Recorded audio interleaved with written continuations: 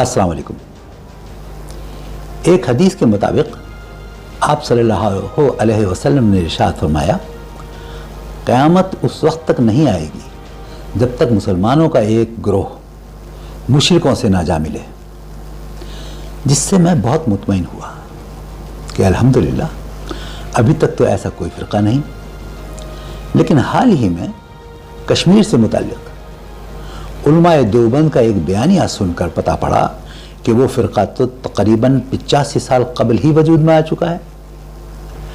तो वो बयानिया प्लीज़ आप भी सुन लीजिए। जमीयत उलमा हिंद ने कश्मीर के इशू पर 11 सितंबर में एक अपनी जनरल कौंसिल की मीटिंग बुलाई थी और उस जनरल कौंसिल की मीटिंग में एक रेजोल्यूशन पास हुआ है। उसके 3 पार्ट हैं।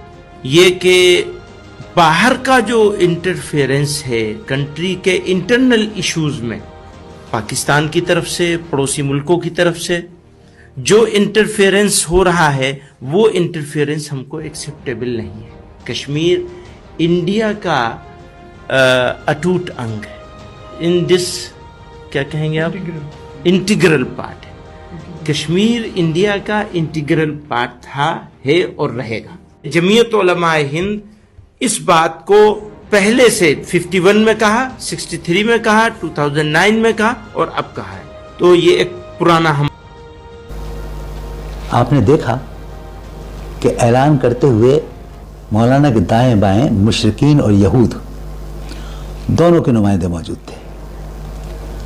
दरअसल तक़सीम हिंद के साथ ही ये फ़िरका 2 हिस्सों में तकसीम हो गया था, जिनमें एक JUI हिंद जिसके सरबराह मौलाना मदनी और दूसरा JUI पाकिस्तान जिसके सरबराह मौलाना फजलुर रहमान है। लेकिन मालूम ये हुआ कि दोनों का एजेंडा अब भी एक ही है।